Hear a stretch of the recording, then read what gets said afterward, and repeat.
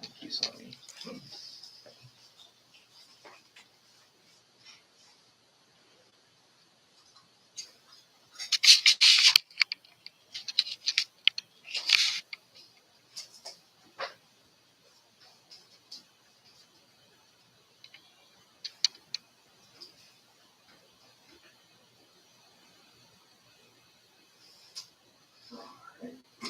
Begin with the chant. Om Sahana Bhavatu Sahano Bhunaktu Sahaviram Karavai Tejasvinavadi Namaste Vishahai Om Shanti Shanti Shanti. May Brahman protect us, may he guide us and give us strength and right understanding. May love and harmony be with us all. And peace, peace, peace. So our topic today is the mystery of life. We'll be examining the difference between the living and the non-living.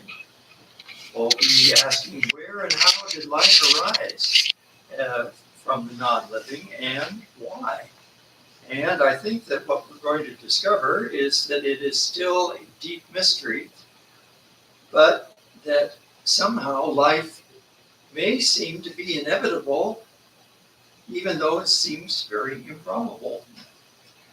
Now, the idea for this lecture was actually sparked by a discussion that we were having at USC about AI, artificial intelligence.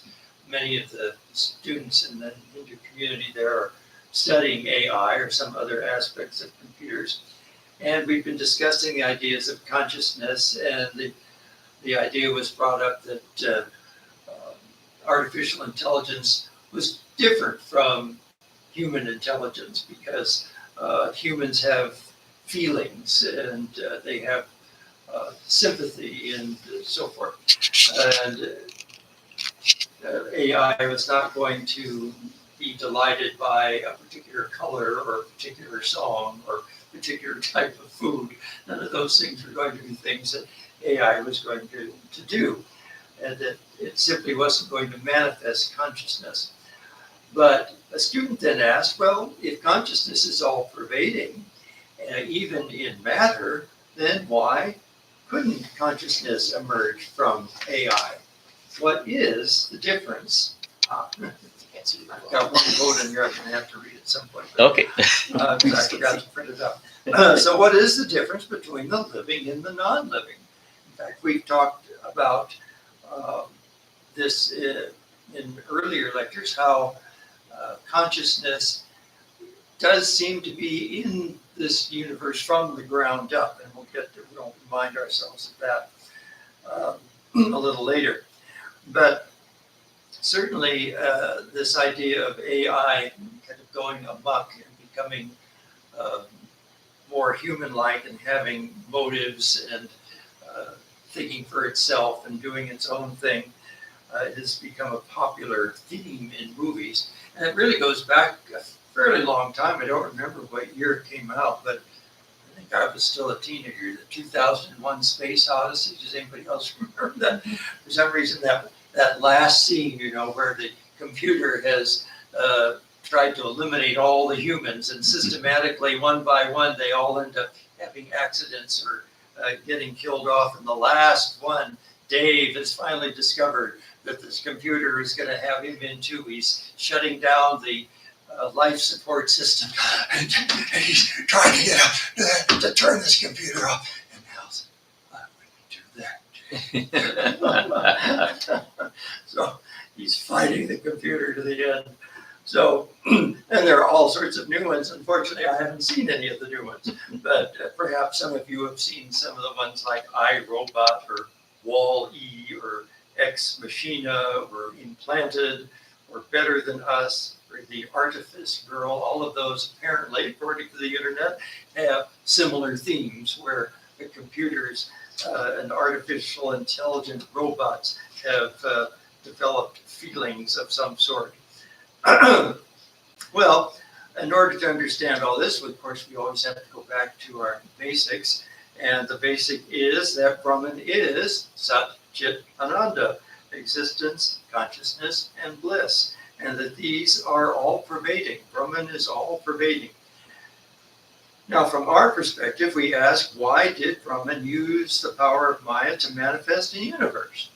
But from the enlightened perspective, there's no question to be asked or answered.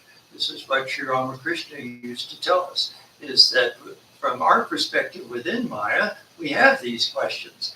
But from the enlightened perspective, all of that disappears. But the usual answer, we have to do something. I'm expected to fill this hour with something, so I have to talk about it like many people do, and they write many, many books. So the usual answer is that it is the play of Brahman. It's Leela. Brahman wanted to know itself. Many of the myths all over the globe have dealt with this problem, and that's frequently the way it's put. There was this unfathomable silence, and the Great Spirit wanted to know itself, and so it split into a subject and an object. So we have the subject is the knower, the object is the known.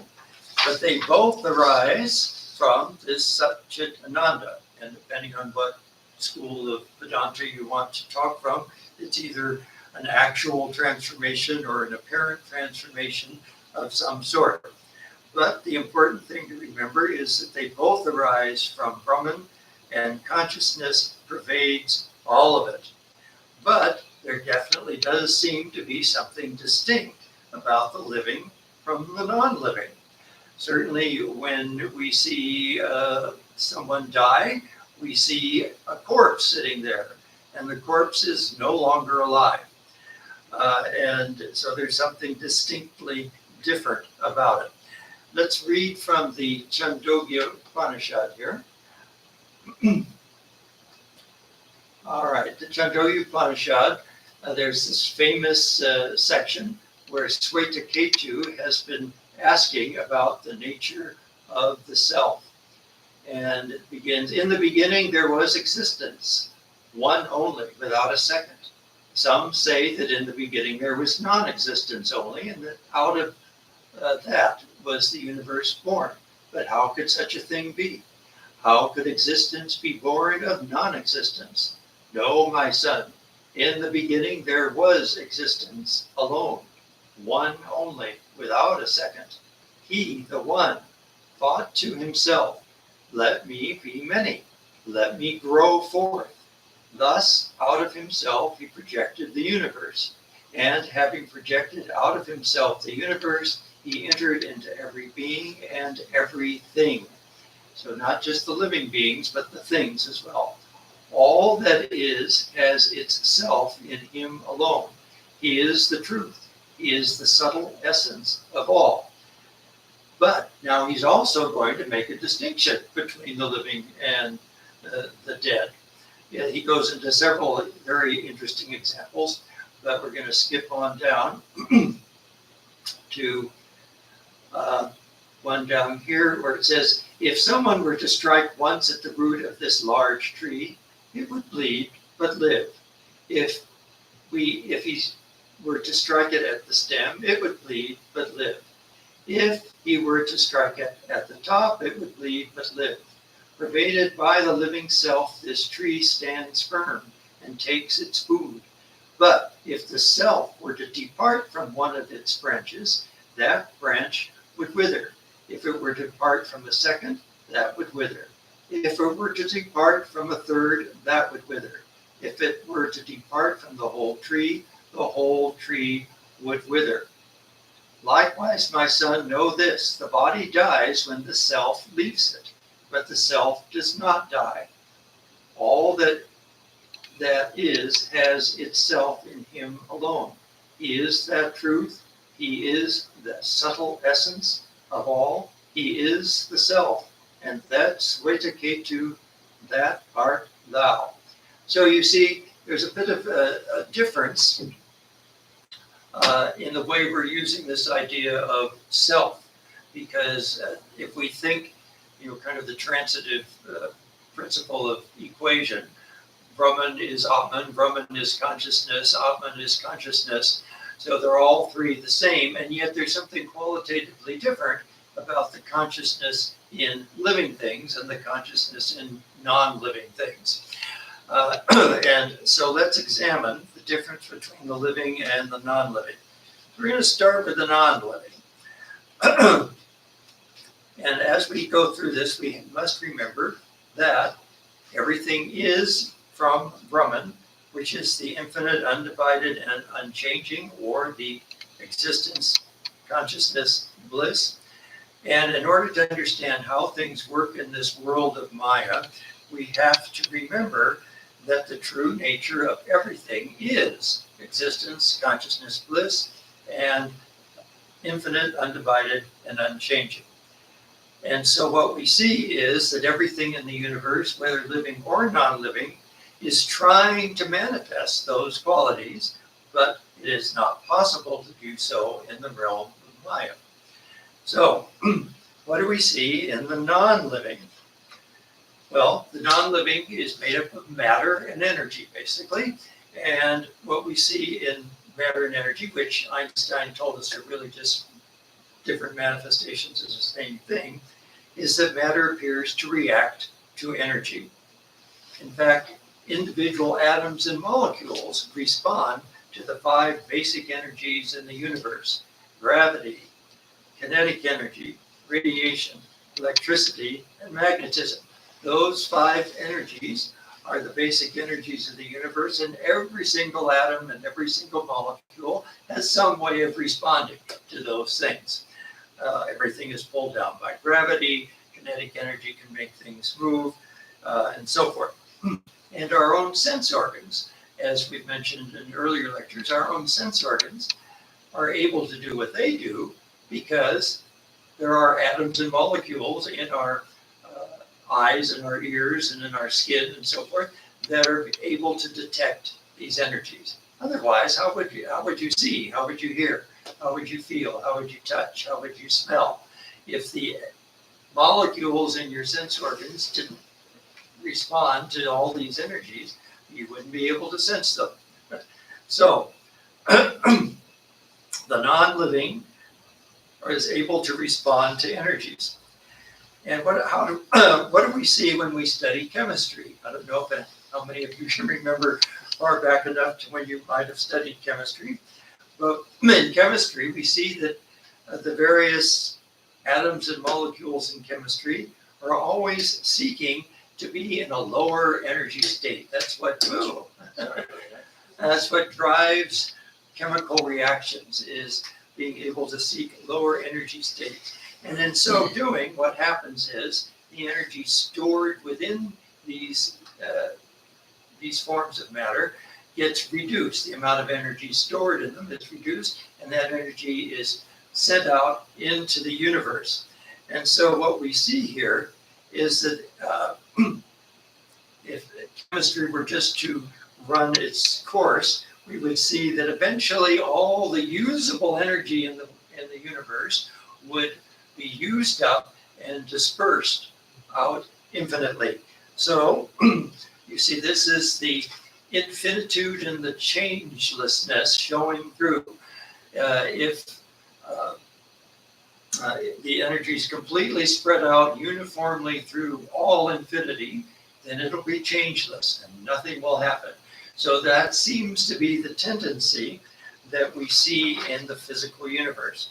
In fact, the chemists and physicists have a name for this. They say that disorder or entropy is always increasing. And so you're going from usable energy to unusable heat energy, which is dispersed all over the universe. It's often called the heat death of the universe. And I'm not talking about global warming and unusually hot days in the desert here. It's not that kind of heat death. It's that all the heat and the energy in the universe is spread out completely evenly, so you can no longer do anything with it. So that's the second law of thermodynamics. Now, living things, by contrast, do exactly the opposite. Living things are taking in energy to make themselves more ordered. Out of food, they create some sort of organism or body that's more ordered. And so they have to direct what, again, in chemistry is called a stream of negative entropy, which means a stream of orderliness through them in order to create themselves. Now, this is the best definition for a living organism. There are many other qualities of living things that you might see in a textbook or a news article. And many of these things are common in living things, but some of them are not quite as universal. For example, they'll say, well, all living things grow and reproduce. Well, sometimes, but not all the time. You can still be alive and not be reproducing. You can still be alive and not be growing. All right, so mules are alive and they never reproduce. So these are common things among living things, and they're things that living things have to do at some point in order to perpetuate their species, but they're not universal qualities of all living things. But because the living organisms are able to direct energy through themselves to do things, they're able to respond to their environment in ways that are just an atom or a molecule can't do. They're able to detect things in the environment and do things to protect their existence. We see this even in microorganisms. Microorganisms develop immune systems. They develop strategies to protect themselves. For example, the cliffs of Dover are made up of little calcium carbonate shells, which amoebas developed in order to protect themselves from the environment. And some of the earliest organisms, called archaea, seem to have evidences of immune systems even in their earliest forms. So living things learn how to protect themselves. Plants know how to direct themselves to the sunlight. They know how to send their roots down to find the sources of water. If you've ever repotted plants, you know that if they've been in a pot for a long time, the roots have tended to kind of swirl around and get root bound. And so if you're going to transplant them, you have to wiggle the roots so that they can know that they can now move out. Because otherwise, if you just put it in the ground without doing that, you can dig it up in another month or two and you find that the roots haven't done anything. They don't know they're free. You have to tell them, you can wiggle, you can free now, get your little roots out there. So plants have memories. So living things have memories and they have strategies for self-preservation.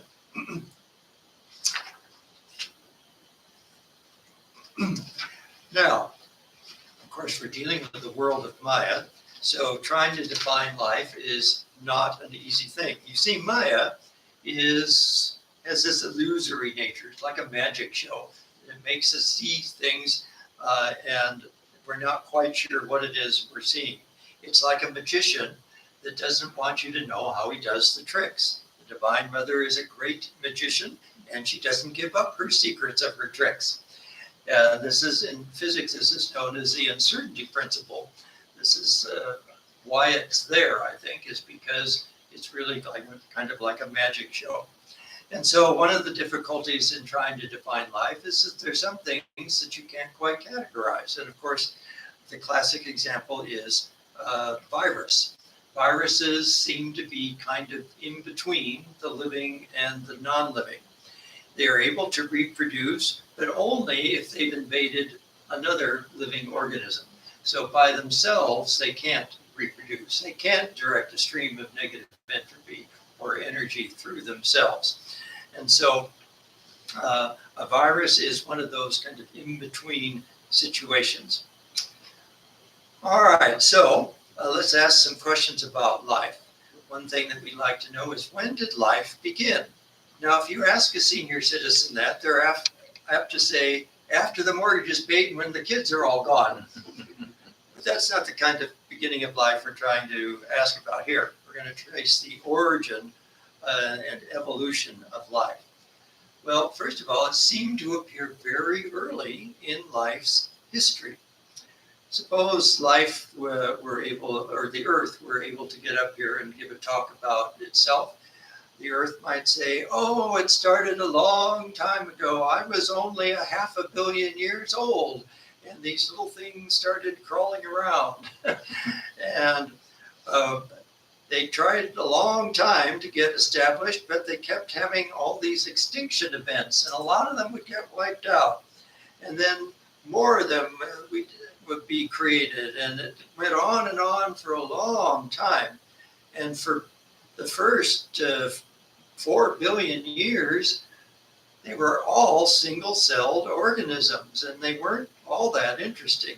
And then finally, things got more interesting when apparently a couple of these microorganisms got together and created a new type of cell, which then went on to create multicellular organisms. And then after that, the whole diversity of life that we're now familiar with, all the different kinds of fungi and plants and animals, all developed within a relatively blink of an eye from the cosmic standpoint of about 500 million years. So this is the story of life on Earth in a nutshell. And what we find is that life is pervasive. At this point, we find it in the atmosphere, we find it in the soil, we find it in the deepest thermal vents under the ocean, we find it embedded in rocks, we find it in the ice layers of the Antarctic. So it's all over the place. And so life seemed to start very early, and it seems to be, at least now, very ubiquitous. But as we mentioned, there have been times when a lot of the life forms have been wiped out. Many, many different extinction events. The first biggest extinction event is called the late bombardment period, where all the inner planets apparently and the satellites were bombarded with lots of asteroids and comets. And of course, this would be extremely difficult for any kind of life form living on the surface of the Earth or any other planet. However, it's now thought possible that perhaps life was still existing deep down in the oceans once there were oceans. Of course, there wasn't liquid water for the first, very earliest part of the Earth's history. But as soon as you have any kind of an ocean, then it's possible that some of the microorganisms could survive even the heavy bombardment period way down inside. It's also become evident that although we seem like life here on the surface of the planet is rather fragile, we find that there are certain kinds of life forms that are extremely tough.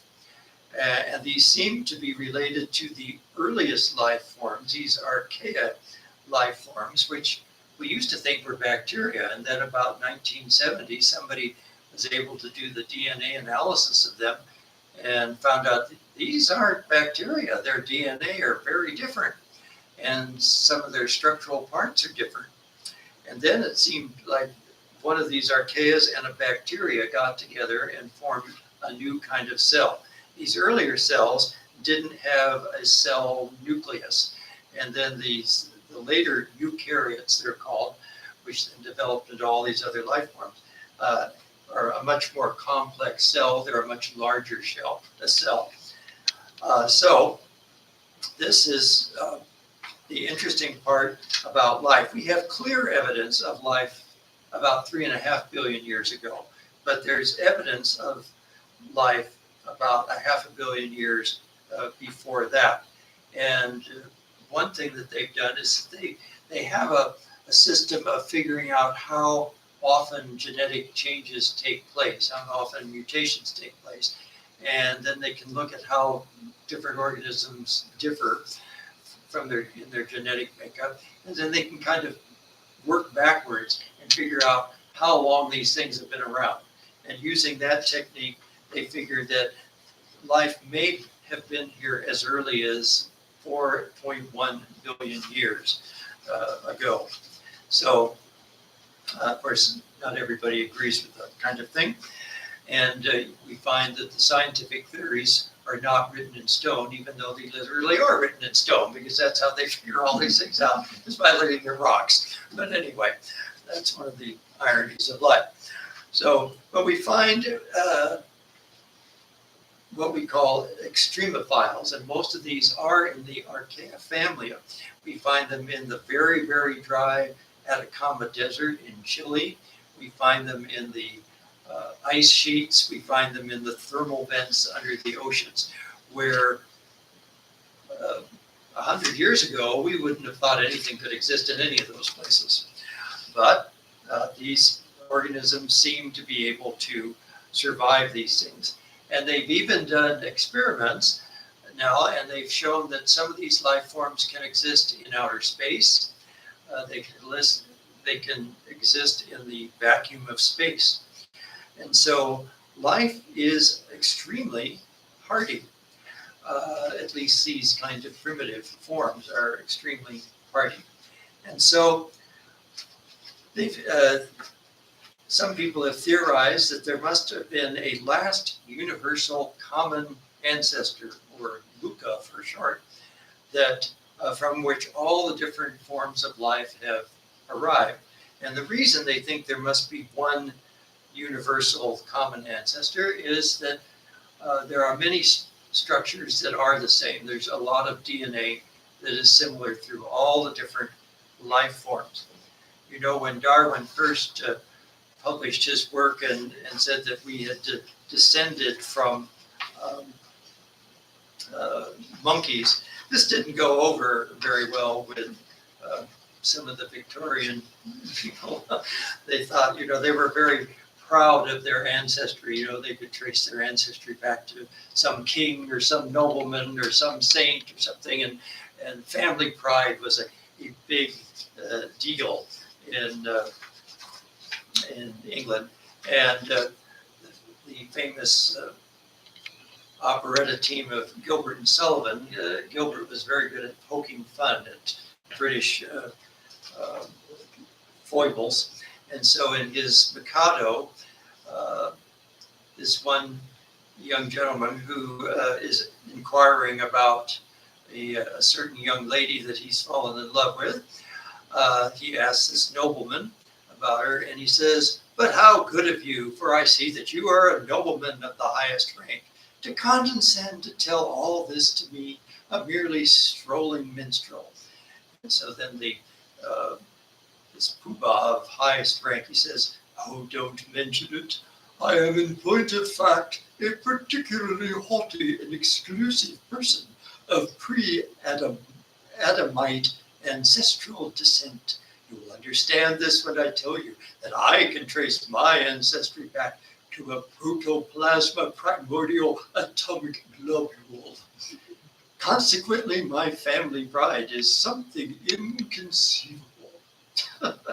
So Gilbert was poking fun at this idea that tracing your ancestry back someplace was some source of pride.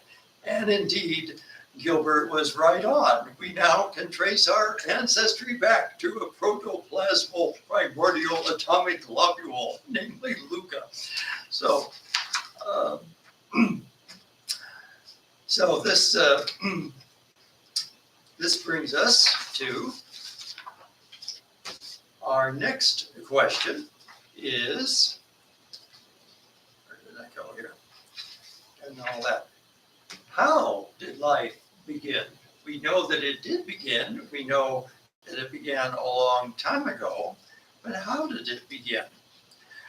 Well, since we've discovered that microorganisms can survive in outer space, one theory is called panspermia, and that life arrived on Earth through asteroids and comets and dust that have fallen on the Earth. But that just pushes the question back. You know, it's kind of like the old story about how to explain what's holding up the Earth, you know, and the person says, well, it's being held up by a tortoise. And then the person asks, well, what's holding up the tortoise? Another tortoise. What's holding up that tortoise? Another tortoise. It's tortoises all the way down. So that's our problem here. Panspermia really doesn't get us out of this difficulty. And in fact, there are a lot of other difficulties too. When you think of it, where is this coming from? Well, all of the material in our solar system has come from exploding stars, which have come from other stars in the Milky Way galaxy. But a lot of these are very, very far away. It's not like even Mars. Mars is far away, but these things are much further away than that. To give you a perspective, the Mars is, what is it, about a few light minutes away. The nearest star is light years away, and so it's a lot further away. But people still try to figure out how life might have begun. One of the most famous experiments was the Miller-Urey experiment, where they mixed what they thought might be the atmosphere of the early Earth. And of course, we don't know exactly what the atmosphere of the early Earth was, but we can make a pretty good guess that it probably had methane, ammonia, hydrogen, and water. And there was probably lightning. There seems to be lightning. We've seen lightning on other astronomical bodies and so forth, like Jupiter and Saturn. So it's not impossible that there was lightning. And so what they were able to do is they left this experiment running for a while, and they discovered that indeed amino acids were produced, and people got very excited. Oh, we've finally been able to create life in the lab. Well, amino acids are a long way from life. Life is a lot more complicated than that. In fact, just a single-celled organism is extremely complicated.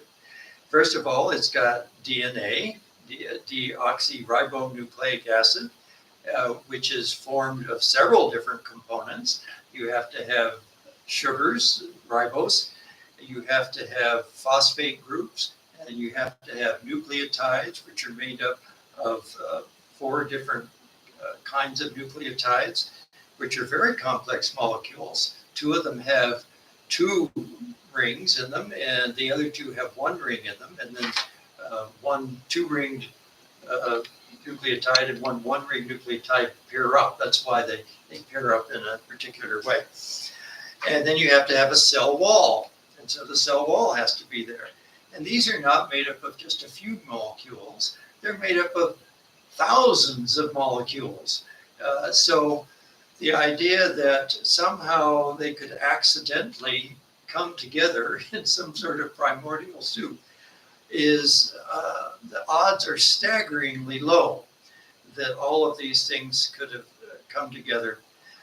Another problem is you have to have an energy source. We have these molecules in us called ATP, which is how we convert things into energy so that the cell can operate and divide and grow.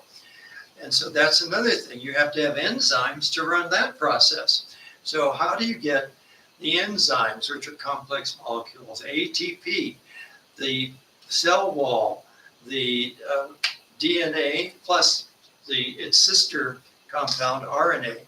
All of those things are the components of a very simple cell. And none of them are simple in themselves. And so to think that they would accidentally all come together seems extremely improbable. And so it appears to me that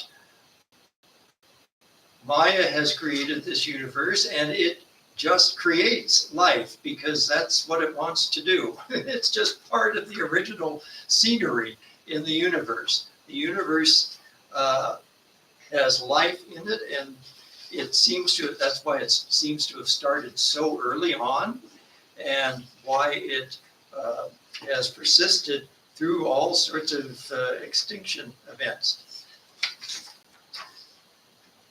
Now, of course,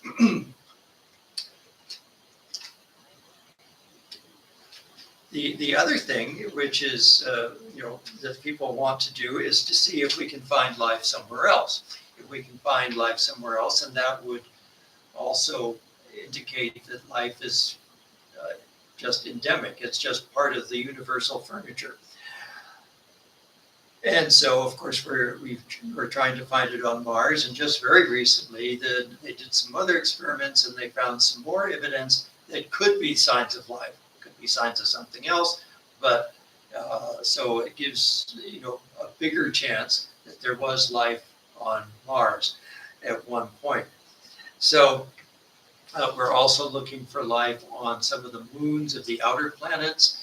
It's thought that there'd be enough heat from the internal pressures of the moons around some of the large moons around Jupiter and Saturn, that pressure creates enough heat to keep any water in the liquid state, even though the outside may be frozen.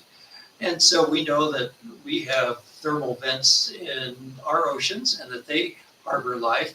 It's not inconceivable that there'd be some form of life that could exist under those kinds of conditions. And so it'd be very interesting to see if life really is ubiquitous. And again, if it's got the same kind of DNA we do, because it seems like all of our life forms did come from a common ancestor. Now, these experiments, of course, are very difficult to carry out. We're not physically on Mars. We can send probes and that sort of thing. And they'd like to send another probe up and bring samples down, but that's probably out of the budget at the moment. So that may never happen. But they can do some experiments with these things up in space. And there's tantalizing evidence that there was life on Mars. And if we can find life in our frozen Antarctica and so forth, then there could still be some suspended life forms in the rocks underneath the surface of Mars. But life does take some qualifications. You have to have a few things in place in order to have life. So some of the things that we would look for, if we're going to look for life, is that you have to have, first say we're looking for planets in other solar systems, which we can do now. We didn't used to be able to do that, but now we have telescopes that are big enough that they can detect planets around other star systems. And so the idea is, well, let's see if there are other habitable planets in the Milky Way. And if the estimates are now that they're probably fairly common, that they're probably in the hundreds of thousands, since the number of stars is in the billions. Probably the number of habitable planets may be in the hundreds of thousands. But it's not going to happen around every star. The really big stars burn out way too fast and wouldn't give life enough time to form. The really small stars, you'd have to be so close to them that solar flares and radiation would be a big problem. And most of those planets that we've noticed seem to be tidally locked. As you may know, the moon and the Earth are tidally locked. The moon always has the same face towards the Earth. If it were spinning around at a certain time, we'd see different faces of the moon. We never see different faces of the moon. It's always the same face towards us. If that's the case, then a planet that's tidally locked would have one side that's always very hot and the other side that's always very cold. That's a problem. So planets around red dwarf stars, even though red dwarf stars last a long time, probably not the greatest choice for looking for life as we know it anyway. So we're looking for relatively similar stars to our sun. It could be somewhat bigger, somewhat smaller, but not a whole lot bigger or a whole lot smaller. And so then the planet has to be at about the right distance from the sun, and it has to have a big enough iron core to create a big enough magnetic field in order to ward off any of the harmful radiation coming from the star. That's one of Mars's problems. Mars doesn't have a big iron core, and so it's lost almost all of its atmosphere, and the radiation from the sun rains down on the planet and would pretty much sterilize anything that's close to the surface. So these are the problems with finding another habitable planet. See, the Earth is really quite remarkable in that we do have a very large iron core, because it's thought that an object that was relatively large impacted the Earth, and when it impacted the Earth, the lighter stuff flew off and formed the moon, and the heavier stuff stayed here and formed the Earth. And that gave us an iron core that's probably double what you'd expect. And so that gives us a good magnetic field.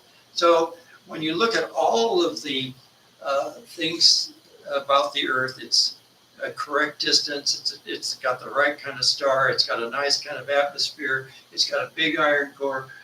You're looking at a lot of accidents. And how many times all those little accidents could happen is another question. So the other thing is that our big moon stabilizes our rotation, our spinning on our axis. Planets that don't have a big moon might keep shifting their rotation over the eons, which again would create a lot of havoc in climates and therefore on any life on the planet. So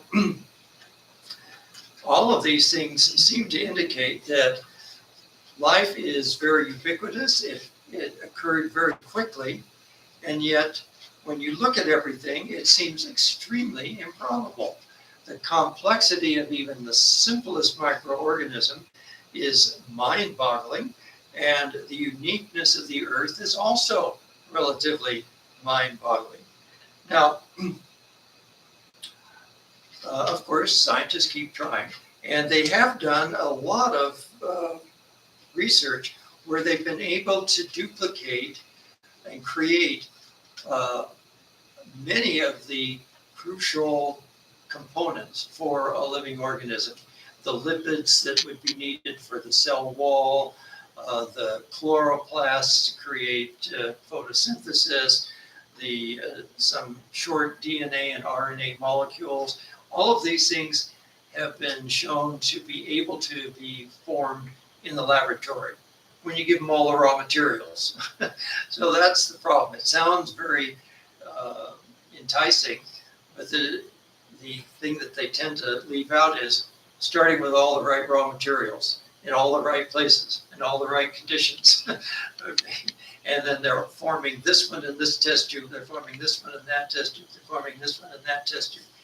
And the problem is, all of these reactions are creating compounds that are not all that stable.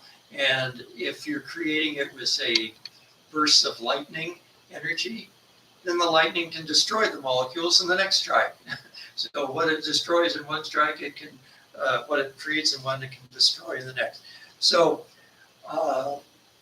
the fact that life got started seems to be virtually miraculous. And so that's why I call this talk the miracle of life.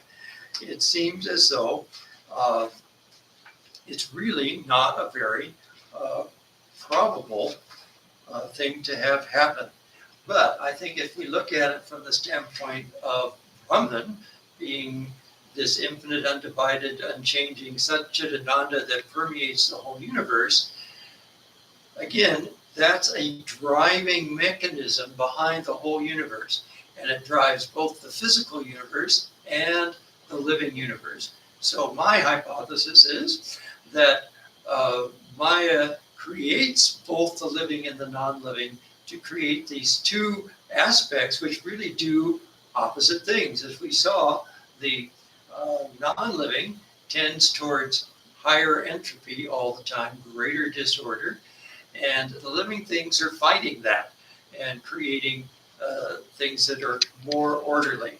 And but they're both trying to manifest their infinitude, their real undividedness, and their real unchanging nature. They're trying to manifest greater and greater consciousness of their environment. Non-living things can't do that. The living things can try to manifest greater and greater amounts of awareness of their environment. So it's this underlying nature of Brahman that permeates the universe that creates the probability for life.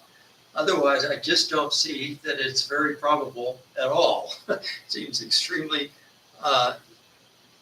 improbable. So, let's see. What else do I want to say here? I always have this problem. I collect all this information, then I have trouble getting it down into a manageable size.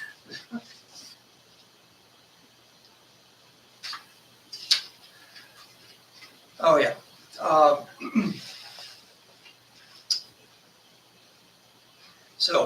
So they're trying so hard to create life in a lab, and they've created all sorts of different components of life. But the problem still remains that when an organism dies, the cells of that organism still have the cell wall, they still have their DNA, they still have their RNA, they still have their ATP, but they don't continue to live. Now, some cells in an organism will continue to live for a short time. It's interesting that they seem to show a will. For example, when a human being dies, some of the cells in the human being seem to have a great will to keep surviving. And of course, eventually they can't because the blood flow has stopped. And so the flow of nutrients has stopped. But they still try to persist for a longer time. In fact, there's more and more scientists that are looking into this idea of cell consciousness. It looks like individual cells actually have a consciousness, just like an amoeba has a certain rudimentary type of consciousness. It seems like individual cells in the body must have a certain type of consciousness. Otherwise, it's very difficult to explain how our embryos differentiate into all the different organs. How does a cell know that it's the one next to it is going to develop into your arm, and the one on that side of it's going to develop into your liver, and then these cells are going to develop into your eyes, and so forth. All of that starts from one undifferentiated cell, and somehow those cells have to figure out what they're doing. And turn on and turn off all these genes that are in them, creating all these different proteins. So it's really mind-boggling. The rate at which your cells multiply is mind-boggling. I forgot to write the number down. I can't remember, but it's in the first few months of pregnancy, the cells divide at an unbelievable rate of multiplying and dividing into all these different organs. So even if one were to create all the components of life in a laboratory, what would make it alive? Why would it suddenly become alive if it were alive before? Just as why aren't your cells continuing to live after you perish? So these are some interesting questions which one needs to contemplate. The other problem, or the other evidence, I think, of this driving force of the underlying reality is that many organisms seem to present us with a chicken and egg problem, you could say, in that certain organisms seem to be totally interdependent on each other. For example, lichens is a partnership between a type of fungus and a type of algae, a cyanobacterium type of algae, and they live in a symbiotic relationship, and they cannot live apart. These two forms of the fungus and the bacteria have to live together in the form of lichen. Well, how did they get that way? How did they just suddenly decide that they're going to change themselves to be completely interdependent? There's a type of fish called a clownfish, which is immune to sea anemone toxins. And so it lives among the stinging tentacles of the sea anemones, giving it its protection from predators. And in return, it helps to clean the anemones and provide nutrients through their waste. Their waste products are nutrients for the anemones. This is similar to certain carnivorous plants, which normally would digest an organism, but there's some organisms that deliberately make their home in these carnivorous plants, in the flowers of the carnivorous plants, and somehow evade being digested, and then in return, they provide nutrients to the plant. There's a relationship between certain acacia trees and ants. The acacia trees provide the food and shelter for the ants, and in return, the ants protect the trees from certain herbivores that would want to eat them. And sometimes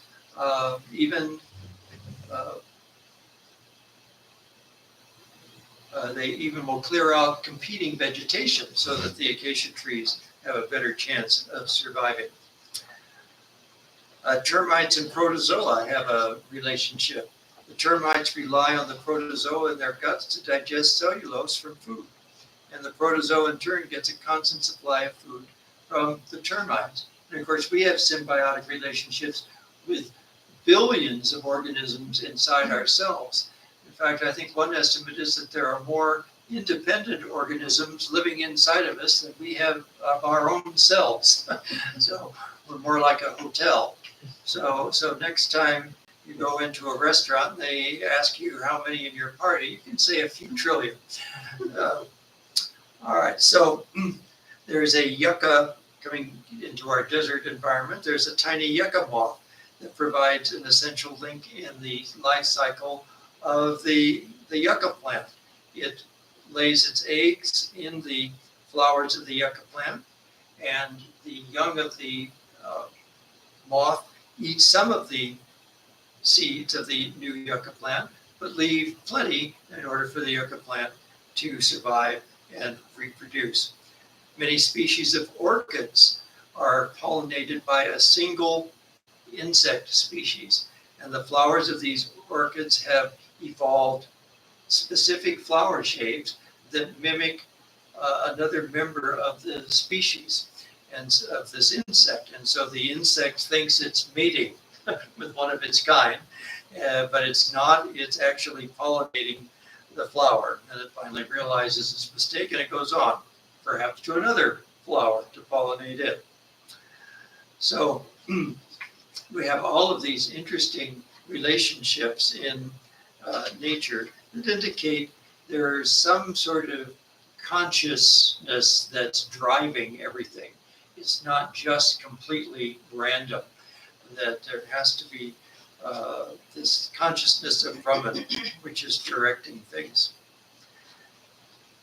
And it's interesting that, we often say that our struggles in life is what makes us stronger and what helps us to grow and to help us to become better people and evolve and learn and so forth.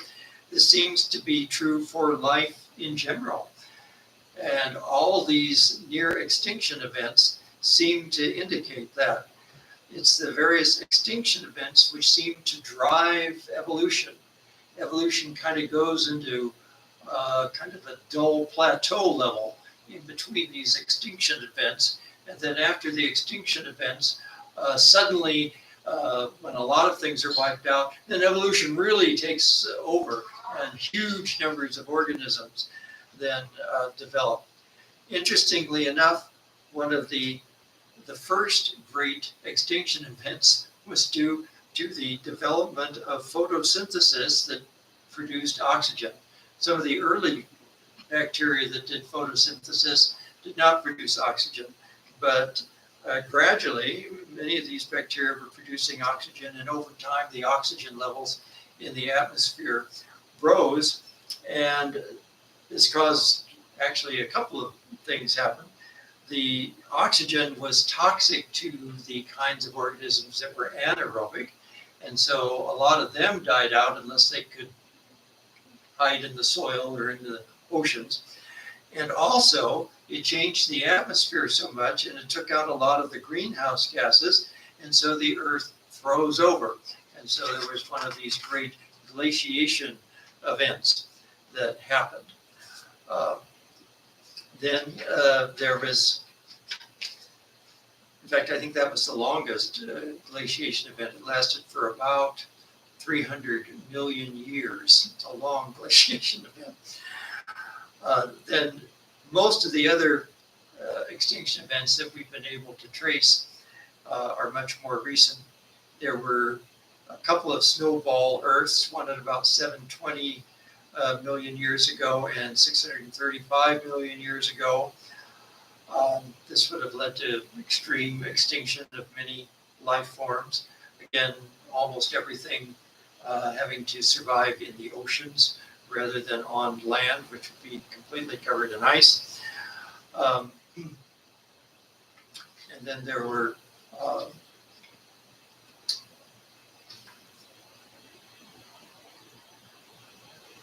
there's another extinction event about 444 million years ago that caused a great deal of glaciation and falling sea levels and so forth, loss of habitat. Then another event called the Devonian extinction event. That included another global cooling, and the oxygen levels in the ocean dropped, so that caused a lot of problems. And this seemed to be due to volcanic activity. And then there's a Permian Triassic extinction event of 252 million years ago. Now you can see in geological times, this is recent. This is just like yesterday. When you're looking at 4.5 billion years, 252 million years isn't all that long ago.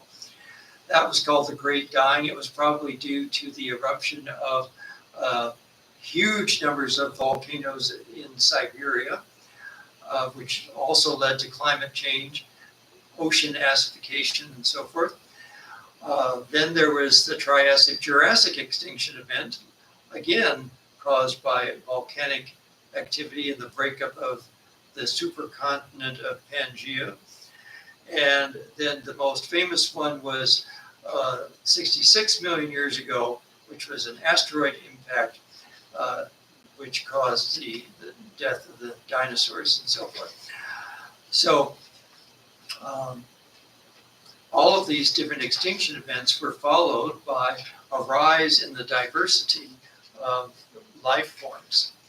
So these are the unusual things that I think indicate that while life seems to be very improbable, it seems to also be inevitable. And it's inevitable because it's the nature of Maya.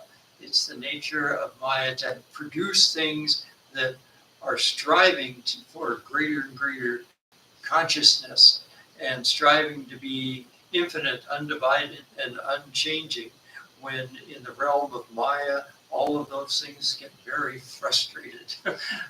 So the more it tries, the more it gets kind of frustrated. All right, so that concludes our talk for today. I'll close with a chant.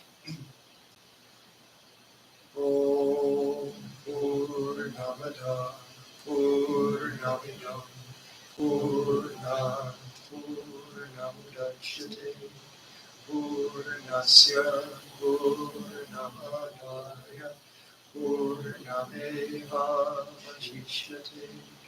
Om Shanti Shanti Shanti. Filled with Brahman are the things we see, filled with Brahman are the things we see not. From out of Brahman floweth all that is, from Brahman all, yet is it still the same.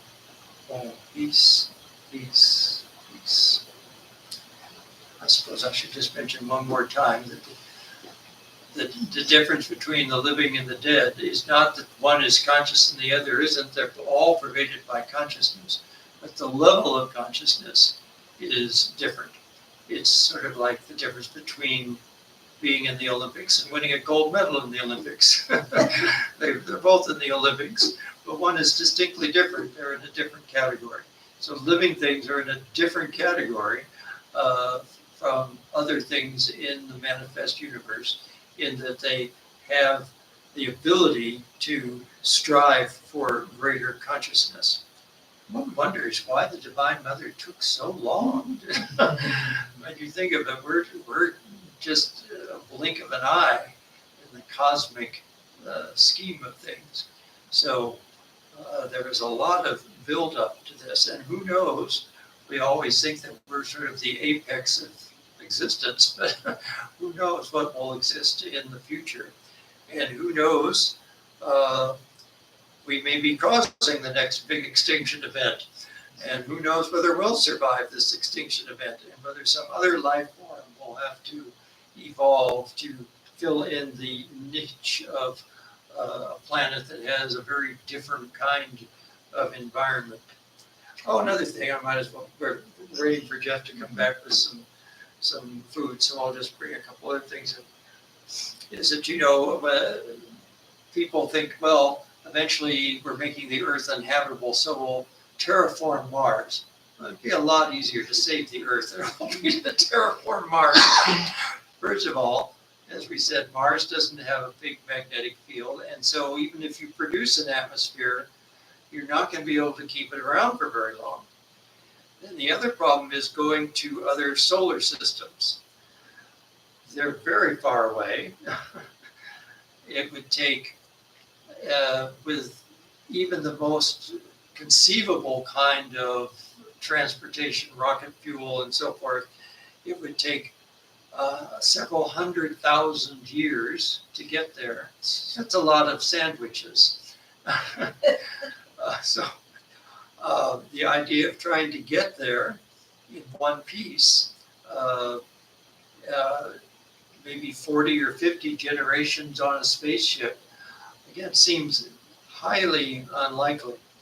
Now, of course, many people feel we've been visited by aliens from other planets, planetary systems. And so you have to think that they must have somehow transcended these difficulties. In the realm of Maya, there are all of these things that seem very inscrutable and very difficult to explain. So it's one can't really know for sure, and the internet is full of much misinformation as it is information. So it's very difficult to be discriminating. We have to discriminate between the real and the unreal. Even on the internet, there's a lot of unreal stuff out there. So who knows what all of this means. Until one has actually experienced extraterrestrial life, it's very difficult to figure out what it's all about. And yet there are many reports by people that seem very genuine, that seem to have had these kinds of experiences. So perhaps they're not really on this plane. Maybe it's something that it's on some other kind of plane, not on the physical plane, but on some sort of psychic plane that all of this exists. Who knows? Certainly I don't know. And one can, I think, probably waste a lot of time wondering about these things when our real task is to have ourselves transcend the nature of Maya, rather than trying to look for other planets and whether there are ETs out there or unidentified flying objects. It's probably better to spend our time trying to figure out how we can best transcend the realm of Maya and realize our true nature, because we're not going to do it within Maya. Whether they're extraterrestrials and UFOs or not, they're not going to help us transcend Maya. They're still in Maya too. So that's my parting thought there. All right, so we can offer flowers, and then we can have some prasad after that.